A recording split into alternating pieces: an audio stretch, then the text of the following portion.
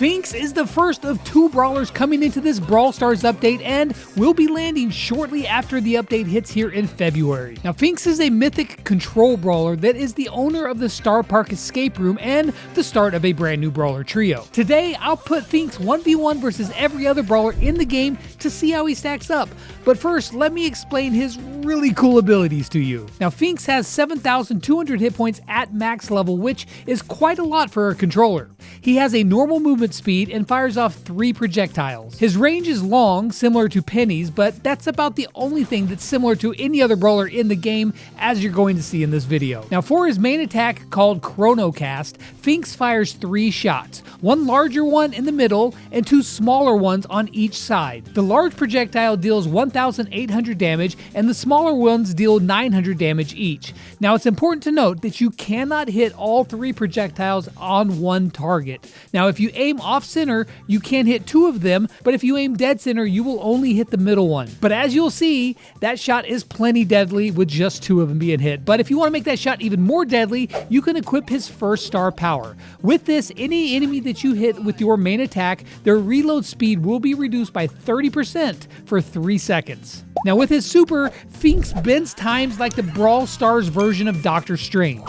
He will place down an area on the ground and any projectile that passes through it will be affected. Now, if it's from an enemy, it slows it down massively and makes them very trivial to dodge. Even thrown projectiles like Dynamite Super or even a Penny turret are also affected, but it doesn't affect things like a Mortis attack or a Colette Super. I'm assuming because a brawler is passing through with them. However, if you or your teammates even shoot through your area of effect, then it speeds up your shot a lot. This super is incredibly effective on both defense and offense. Now, the area doesn't last very long. However, you can extend its time on the ground if you use his second star power called Primer. With this star power, if you or your teammates' shots are sped up by time warp and then deal damage, it will extend the duration of that super by a quarter of a second per shot. Now, while that's not very long, you've got to remember that this is a game-changing super, so any extra time on it is pretty valuable. However, the time bending doesn't stop there, as with his first gadget, he steps back in time 3 seconds. Now, you'll notice a little icon following your movements on a 3-second delay. When you press the gadget, it will time warp you back to the spot that you were 3 seconds in the past for both your location as well as your ammo. However, it does not affect his health. His other gadget, however, will stop time entirely for the other team though, as when you press your gadget, your next shot will freeze whoever it hits, locking them in stasis for 2 seconds. It's basically a stun, but for those 2 seconds, they are also immune to damage, so it just freezes them in time, and then afterwards, they continue on about with what they were doing. So now that you know all about Finx, let's see how he fares against his fellow control brawlers. Finx is a controller, and most controllers you normally expect them to have a lot of utility, but not much damage. However, here, that is for sure not the case. Now, I did have to manually aim off to the side of each brawler because if you auto-aim, again, you're only going to hit 1 of the 3 projectiles, but doing so gives him 2,700 damage per shot, which is actually really impressive for a control brawler. Otis, who is quite strong, stands no chance, but Lou uses his star power to reduce that damage,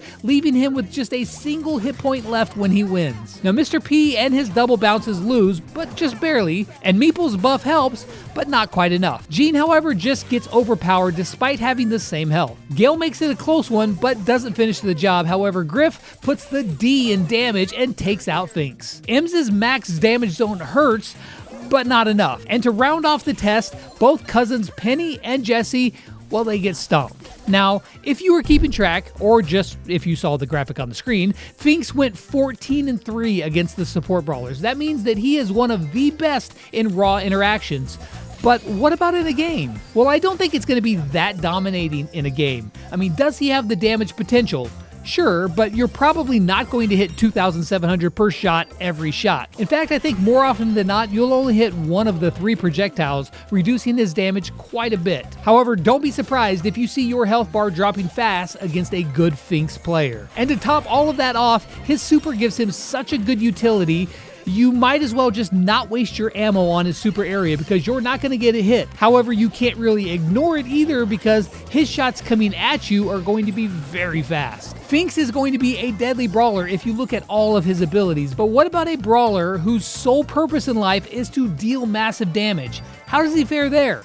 Well, let's find out. Now, if you want a high damage output with the ability to stop most brawlers in the game, you really don't need to look much further than this class. Now, on paper, Finx should not be able to defeat most of these brawlers. He is a control brawler after all, but here we are, watching him delete brawlers like Stage 2 Clancy and even RT as well. Eve just never stood a chance, but Tara makes it about as close as possible.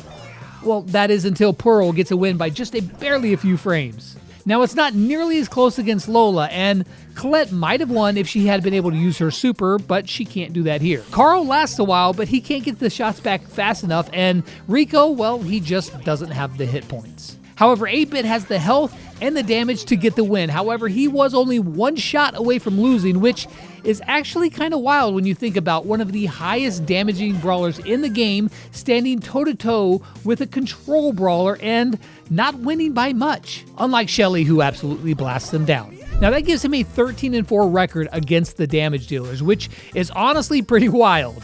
However, in a game, I don't think it's going to be that easy. Brawlers like 8-Bit have a much better range than Finx, and if you find yourself in a fast scramble like in a bush, you can't really just auto-aim your shots with Finx or you're going to deal a lot less damage and will probably lose. Rico is going to use those walls against Finx, who really can't hold the spots and has no way to break walls. However, he can get away from danger with his gadget or slow those 8-Bit shots down with his super, just making him basically laughable. I think that if the damage dealers get in a good range, they're going to do well, but you're going to have a hard time making it there against those triple shots and his long range. But when push comes to shove, it's pretty equal here. And speaking of long range, let's see if these long range brawlers can do any better. Now, Finx does have a decently long range, but it doesn't compare to these brawlers. However, in these tests, well, the brawlers do have to hit each other, and it looks like the bulk of damage being done here is being done by Finx. Mandy's new hypercharge doesn't mean anything here, and Maisie does make a match of it, but she loses. And Belle gets the same treatment as her. Now, even Bonnie, with a ton of HP, she just can't get her shots off fast enough, and Nani is the first one to make it really close, but Brock is the last hope for the marksman, but yeah, no. Finx absolutely has a clean sweep of the marksman. Now, in a game, marksmen do have a huge advantage, and that's range. If you can hit your shots, there really isn't much chance for a Finx here, as he will never get into range. That being said, if he does, there's going to be a lot of hit points to get through, and additionally, marksmen are going to really hate Finx's super. First off, they don't usually have fast reload speeds, and they are mainly single-shot brawlers. They would basically be just wasting their precious ammo trying to shoot into it, and that could turn the tables. Okay, so you've probably seen enough of Finx just tearing through everyone, right? So let's just burst that Finx bubble right here and now and put him up against the tanks. So Finx is a control brawler, and the tanks have a ton of health and even more damage. At point blank range, there's almost no brawler that can live through that kind of damage, and Finx, well, he is no different. If you find yourself staring straight into the eye sockets of Bull, I mean, you might as well just have your casket fitted for you right now because you're not going to win. That being said, most of these matches were far closer than they had any right being. He was only 400 hit points off of beating Hank and his huge bubbles, and while BB did win, one more shot from Finx would have stopped her in her tracks. Even Frank, with his 14,000 hit points, was taken down to just 4,000 by the time he was able to beat him. Jackie and Daryl, however, yeah, they won easily as they just have way too much damage at this range. Rosa was also one shot away from a loss, and while Primo did get a win, it was getting close there at the end. But here's the deal. In a game, it's not super often that you're going to be face-to-face with a tank if you're playing Finx. If you are, then either you better have your gadget ready to get away, or it's going to be lights out. But if you're playing Finx, most likely you're going to be staying back as much as possible, and if you can do that, you're going to be just fine. Now that one was one-sided against Finx, but the next one is one-sided in the opposite direction. Now if Finx was able to destroy the damage dealers, the marksmen, the controllers, and put up a decent fight against the tanks, what you think would happen here against these throwers? Yeah, it absolutely happens. It's honestly not very close at all, but that's kind of what we expected here.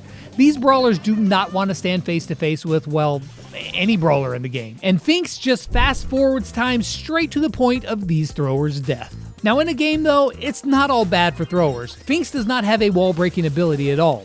He doesn't have a dash either. Now there could be some situations where he could be playing just ring around the rosies with a thrower and then use his gadget to warp back in time 3 seconds and get a kill. But other than that, the throwers are going to be fine just chilling behind their wall doing thrower things. Brawlers that will not be okay though are the support brawlers. Now I just said that the support brawlers wouldn't be okay, but Doug, I mean, he's a tank that just happens to be a support brawler. Gray is left speechless after the fight, but the Colonel puts up a rough fight. I'm sorry, honestly. I'm sorry. Byron is, well, it's Byron. And Max, yeah, she needs another energy drink. Barry can't deal damage fast enough, but Pam is really tough to beat this close up and easily wins. Now Gus is one of the best brawlers in the game, but he loses here just like his healing friend Poco. Now in the game, you're going to have to be careful. A lot of these support brawlers get outranged and outdamaged by Finx. Brawlers like Kit could find themselves just jumping onto nothing if Finx has his gadget handy. Now Byron has an edge with that long range for sure. That is as long as Finx doesn't have his crazy super ready to go. All in all, it's not a horribly one-sided affair here, but I'd still give the slight edge to Finx, all things being equal, which they usually never are. However, a support brawler getting attacked by an assassin, I mean, that's not equal. Or is it?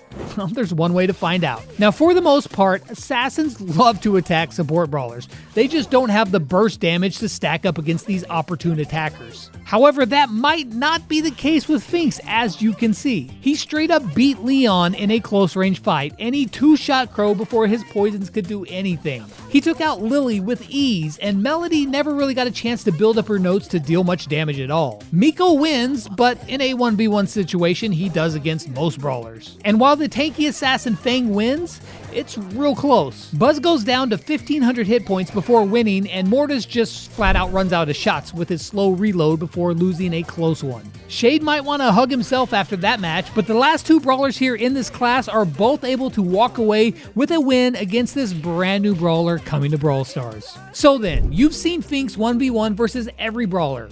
How good is he? Where is he going to shine, and where is he going to struggle? Finx actually really kind of breaks the mold for controllers. Now on the positive side, he has the potential for high burst damage and a pretty good range. His super is so freaking cool, and it is going to really help on both defense and offense. Both of his gadgets are very good, although I do like the teleport one slightly better. His star powers are also good, however, not like crazy amazing. The reload star power is probably more consistent, but it's not very exciting, and it doesn't really help his game-changing super, which is the biggest reason you probably want to play this brawler. He has great hit points, and honestly is pretty darn fun to play. There's a lot to like here, but it's not all good. His reload speed is pretty darn slow, so you're going to need to make those shots count. And while you can deal 2700 per shot to a single target, it's not going to be that way every shot. All in all, Finx is a very solid brawler. His faults are easily overlooked by the positives, and Gem Grab, Bounty, Hot Zone, those are all modes that I can see working really well for him. Now, I don't think that Brawl Ball will be the best, but I don't think he's going to be horrible there. And the same goes for Solo Showdown, but duos and trios, the utility is there absolutely to help your team in a big way. Heist, however, he doesn't really have the sustained damage to be like really great. Overall, Finx is a good brawler, and he's fun to play. But in my opinion, not nearly as fun to play as the brawler that I'm going to show you tomorrow. Might want to subscribe for that. Bye!